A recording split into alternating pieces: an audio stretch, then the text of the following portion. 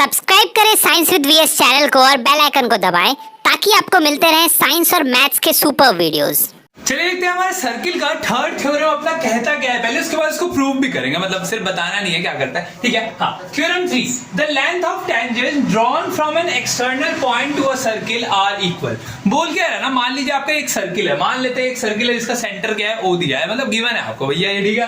दो टेंजेंट्स दिए जो कि पॉइंट पी, सेम पॉइंट से अगर टेंजेंट खींचे जाए एक सर्किल पे, चाहे जैसे मर्जी जहां मर्जी खींच दें, टेढ़ा मेढ़ा तो नहीं खींचेगा, सीधा ही आएगा, है ना। हाँ, तो वो टेंजेंट्स क्या होंगे, एक दूसरे के इक्वल होंगे। यानी कि भैया आपको सिंपल सरल शब्दों में अगर बोला जाए तो क्या प्रूव करना है sir, P Q is equal to P R आपको प्रूव करना है in this given figure. Figure भी आपको गिवन है सर, बस सर बना दीजिए। अब देखिए, सबसे पहले आप सॉल्व कीजिएगा तो आपके दिमाग में आएगा सर कि गिवन क्या क्या है वो लिख देते हैं। तो सबसे पहले गिवन लिखिए, और गिवन लिखने के लिए हमको करना क्या पड़ेगा, गिवन लिखने के लिए बहुत सरल है सर। फिगर को देखिए सर, गिवन क्या है, अ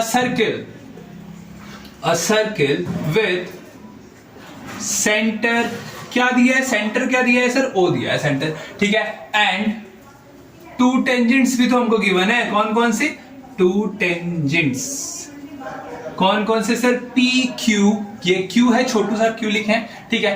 एंड कॉमा ही डाल के लिख देते हैं पी आर, आपको दो टेंजेंट्स गिवन है, ठीक है। इतना समझ में आया, अब क्या ही समझना था, जो गिवन था वो लिख दिए, ठीक है। अब देखिए, अब हमको कुछ कंस्ट्रक्ट करना पड़ेगा, कंस्ट्रक्ट या ट्रू टू प्रूफ लिख लीजिए। हम लोगों को प्रूफ क्या करना है वो भी लिख ही देते हैं सर, मतलब क्या कंफ्यूज होना, समझ ही जाते हैं बढ़िया से लिखना क्या है, प्रूफ क्या करना है। हमको प्रूफ करना है कि पी क्यू जो टेंजेंट है, पी क्यू भैया हमारे जो टेंजेंट है वो पी आर भैया, यानी कि ये वाले नीचे वाले टेंजेंट के इक्वल होंगे, इज इक्वल टू का बीच में साइन दे दिए भैया जी, ठीक है। ठीक है सर, कोई दिक्कत नहीं है। अब हमको करना पड़ेगा कंस्ट्रक्शन, क्या करना पड़ेगा, कंस्ट्रक्ट करना पड़ेगा कुछ। क्या कंस्ट्रक्ट करना पड़ेगा सर, आपको दोनों के सर्किल और इसके बीच का कुछ मैच दिख रहा है क्या, सिर्फ टेंजेंट ही मैच हो रहा है तो सब चीज को मैच कर दीजिए, ज्वाइन कर दीजिए, पी को ओ के साथ, क्यू को ओ के साथ, यहां देखिए ज्वाइन हो रहा है, ठीक है, समझिएगा। क्यू ओ को आर के साथ ज्वाइन कर दीजिए। ज्वाइनिंग किसको किसको ज्वाइन किए, P O, sorry P Q लिख दिए, गलत हो गया सर, गलत हो गया, पी ओ और हो गया आपका पी नहीं, आर ओ या ओ आर ही लिखिए, सही रहेगा। ओ क्यू लिखिए, O P O R O Q लिखिए, ठीक है। मतलब मैंने वैसे लिख दिया, गलती से देखा नहीं था, सॉरी सर, माफ कर दीजिएगा, ठीक है। अब देखिए, अब सर आपको समझ में आ रहा होगा, यहाँ पे क्या समझ में आ रहा होगा सर, क्या समझ, कि यहाँ पे दो ट्राइंगल्स हमारे फॉर्म हो चुके हैं, पी क्यू ओ और ओ क्यू पी या ओ पी आर, कुछ भी बोलिए सर, ट्राइंगल फॉर्म हो गए, ठीक है। तो प्रूफ पे आते हैं अपने, कि प्रूफ करना कैसे है सर, प्रूफ हमको करना कैसे है उस पे आते हैं, ठीक है। अब हमको पता लग गया क्या सर, कि ये जो रेडियस है और ये जो टेंजेंट आया हुआ है, दोनों क्या होंगे, परपेंडिकुलर होंगे, यानी कि 90 डिग्री बनाएंगे। अब बोलिएगा सर कैसे पता लग गया, सर बता दीजिए एक बार कैसे पता लग गया। मैं बता दे रहा हूं सर, बता दे रहा हूं आप लोगों को। पता ऐसे लगा कि हमारा जो फर्स्ट थ्योरम था कि radius of a circle is always perpendicular to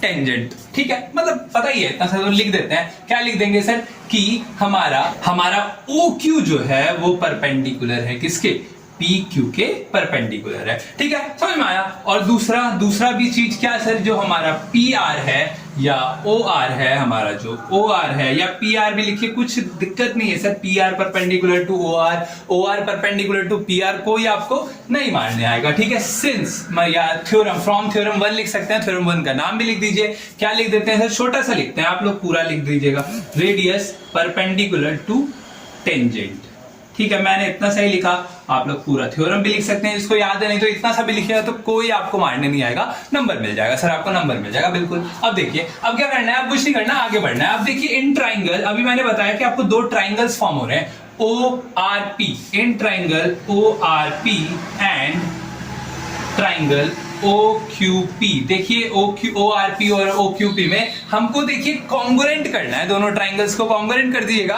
तो टेंजेंट्स इक्वल हो जाएंगे अपने आप। सीपीसीटी से पता ही आप लोगों ने 9th क्लास में पढ़े, लेकिन फिर भी समझा दे रहे हैं, ठीक है। अब देखिए एंगल कौन सा, O R P is equal to angle O Q P, angle O Q P. अब आप बोलिएगा कैसे सर, सर बोथ आर, क्या सर, बोथ आर 90 डिग्री। अभी हमने बताया कि दोनों परपेंडिकुलर है तो 90 डिग्री होगा ना सर, तो बोथ 90 डिग्री हम लोगों ने लिख दिया, ठीक है। एक एंगल अपना आ चुका है। अब देखिए पीओ या ओपी जो हमारे हैं वो दोनों क्या है, कॉमन नाम है, ठीक है। तो PO is equal to OP लिखते हैं, ताकि या ओपी भी आप लिख सकते हैं, कोई दिक्कत नहीं है, ठीक है। OP is equal to OP, क्यों सर? ओपी मतलब ओवर पावर्ड वाला ओपी नहीं सर, यहाँ वाला ओपी।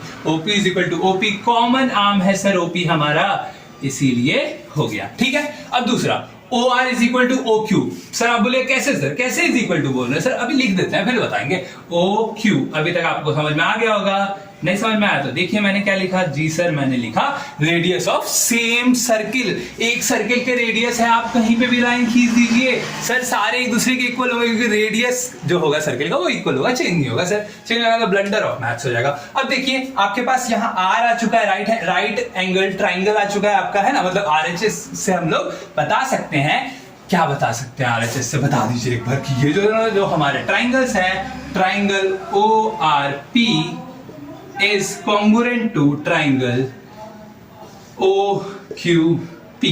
OQP ही है ना सर? हाँ सर, ये दोनों हमारे ट्राइंगल्स क्या हो गए सर? बताइए ना सर, ये दोनों हो गए हमारे कॉन्ग्रुएंट। कैसे हो गए कॉन्ग्रुएंट सर? RHS से सर। देखिए यहाँ पे हमारे पास एक 90 डिग्री का एंगल इक्वल है, यहाँ पे हमारे दो साइड्स इक्वल है, एक एंगल हो गया वो भी 90 डिग्री का और दो साइड्स इक्वल हो गए, तो दोनों क्या हो गए सर? दोनों ट्राइंगल्स कॉन्ग्रुएंट हो गए। अब हम लोग बोल सकते हैं कि by CPCT PQ is equal to PR by CPCT भैया जी, ठीक है। तो हमको प्रूव भी तो ये करना था।